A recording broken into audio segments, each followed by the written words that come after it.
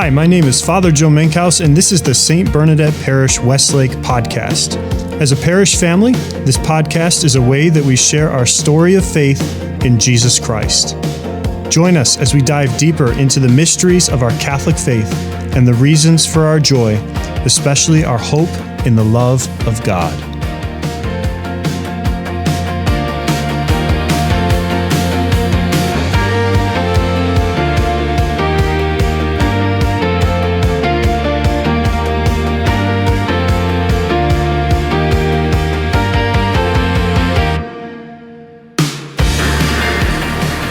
So, we've been enjoying seeing old Christmas movies, especially with Deacon Joe Ho, who has seen none of them, and Father Joe, who claims he wasn't born at that time.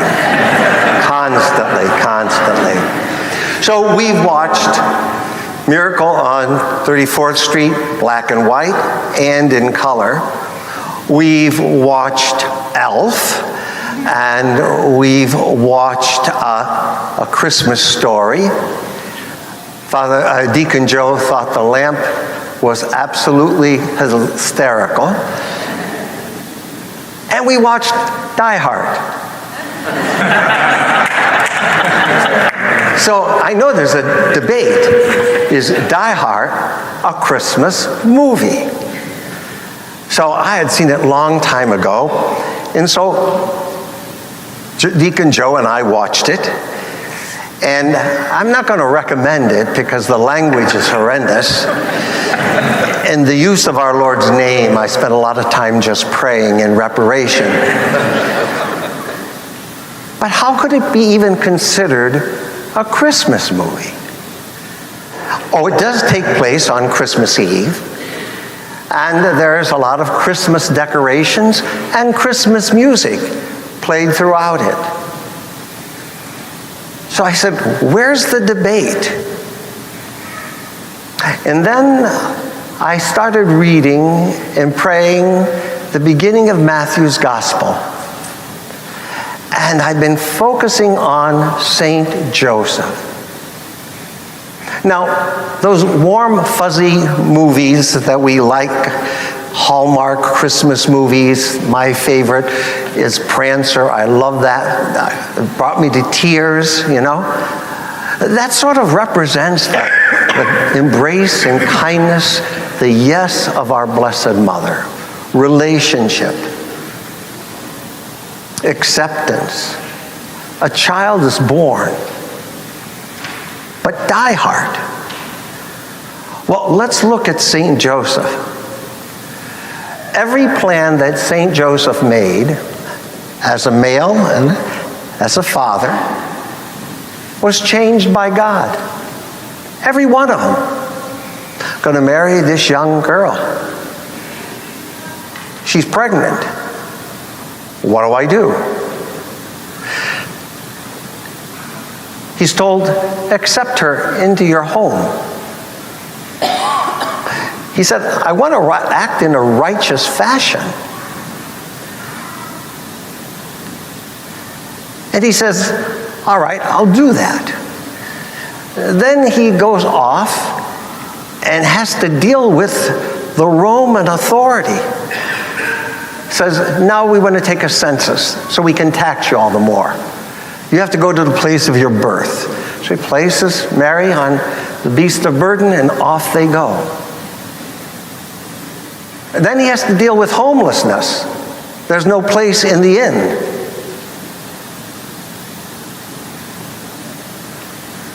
And after he does that, he's told, you know, not only the Romans, but your own king, your Hebrew king, is a threat.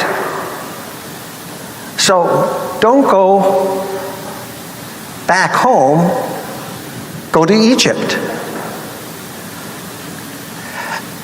And that king dies, and he says, okay, it's safe to go home, but they said, really, don't go back to your hometown, go to Nazareth.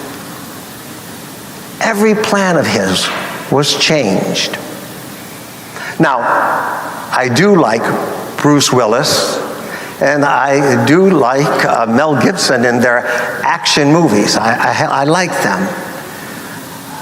But in both of those movies, but let's just stick with Die Hard, Bruce is really in love with his wife, and she's in danger. And in fact, the country is in danger by an evil force. Now, his heroics, we sort of smile at. My grandfather, when he was watching Westerns, says, they're always shooting and they never load their gun. They always have bullets. Bruce never seemed to have to load his gun. And you know, that heroic thing with the fire hose, and it all comes so close. And we know in so many ways it's just pure fantasy and just there to excite us. But woven through is a sense of doing what is right, doing what is just, saying he loved his wife, risking everything because of his wife and family. And that goes through the movie. So I guess you could say, with a big stretch of the imagination, that Die Hard is a Christmas movie as long as you're thinking about today's gospel. You're thinking about the beginning of Matthew's gospel, where we focus on Joseph, his masculinity, his courage, his greatness as a husband and a protector of the Christ child. We're told that he was a righteous and just man. Pope Benedict says, go to the first Psalm. And a righteous man is one who appreciates God's direction, God's law. And he says he is like a plant that's by a living stream. It is always refreshed. He said, Joseph represents all of the goodness of the Old Testament. And he had absorbed it. But even Joseph had to grow. Because you see, Joseph would have wanted to divorce Mary quietly. He could have done it publicly, which would have meant her death. But he understood the deeper meaning of the law. He understood what Jesus will embody and teach us, that the law itself is mercy, is life-giving. So he interprets in his righteousness, that he'll divorce Mary quietly. He will be loving as well as abiding by the law. Now, as any good man, especially someone who was recognizing a political force, he probably was hoping that when the Messiah came, he would get rid of the Romans and get rid of all of those folk who are oppressing Israel. But he's told, no, you're to name him Emmanuel. And his job, once again, Joseph's plans are changed, is going to redeem us from sin. Not the external evil, that will come in time, but begin with the evil in our own hearts. Begin in our own hearts. So let's be practical. In every given situation, Joseph is called to change. In every one of the situations, everything is not nice and it's not cozy. His world is disrupted. But even in that, he recognizes that God is present. So, you've been procrastinating about one thing or another. We all do.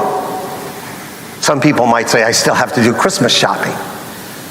But there's a whole lot of other things we procrastinate about.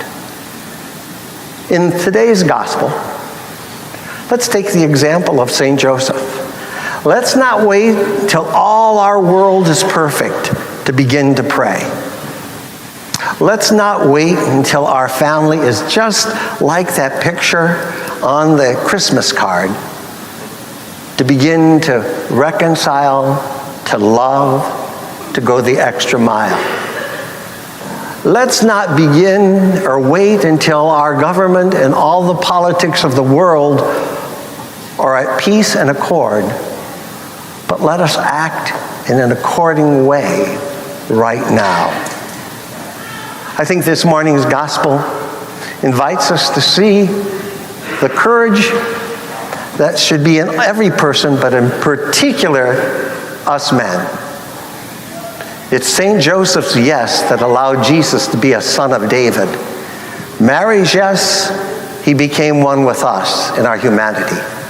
But Joseph's yes was a yes that united him to all the promises of the Old Testament that were fulfilled in Jesus Christ. And he's here with us in the celebration of the Mass and in the faith that you and I profess.